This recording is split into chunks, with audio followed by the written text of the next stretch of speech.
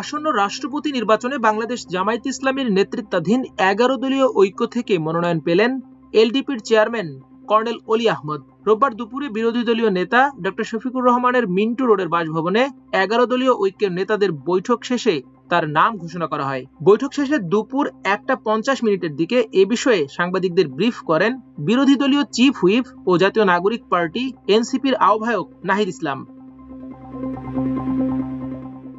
এর আগে আসন্ন রাষ্ট্রপতি নির্বাচনে জামায়াতে ইসলামী অংশগ্রহণ করবে বলে জানানো হয়। শনিবার সন্ধ্যায় বৈঠকে চূড়ান্ত সিদ্ধান্ত নেওয়া হয়। বৈঠকে সভাপতিত্ব করেন বিরোধী দলীয় নেতা ও বাংলাদেশ জামায়াতে ইসলামীর আমির ডক্টর শফিকুর রহমান।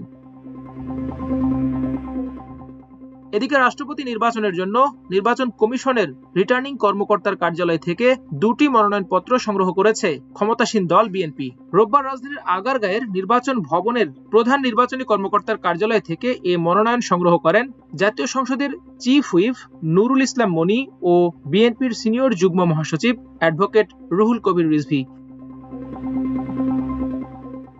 এর আগে গত বৃহস্পতিবার রাষ্ট্রপতি নির্বাচনের তফসিল ঘোষণা করে নির্বাচন কমিশন। ইসির ঘোষিত তফসিল অনুযায়ী আগামী 13 আগস্ট মনোনয়নপত্র দাখিলের তারিখ নির্ধারণ করা হয়েছে এবং 20 আগস্ট ভোট গ্রহণ অনুষ্ঠিত হবে বলে জানান ইসির সচিব আক্তার আহমদ।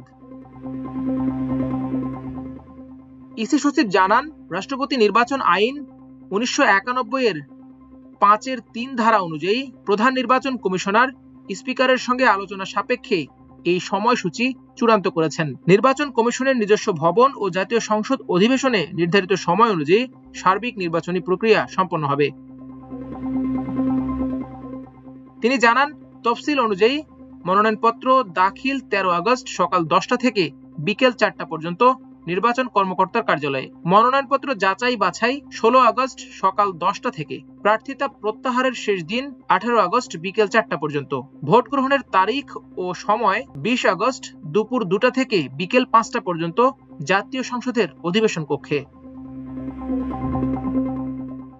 সিনিয়র সচিব আক্তার আহমদ উল্লেখ করেন, ইতোমধ্যে রাষ্ট্রপতি নির্বাচনের ভোটার তালিকা প্রস্তুত করা হয়েছে।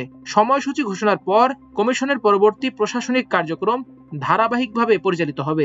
আপাতত কেবল নির্বাচনের তফসিলই ঘোষণা করা হলো। পরবর্তীতে হালনাগাদ তথ্য ও অগ্রগতি আনুষ্ঠানিকভাবে গণমাধ্যমকে জানিয়ে দেওয়া হবে বলে জানান তিনি।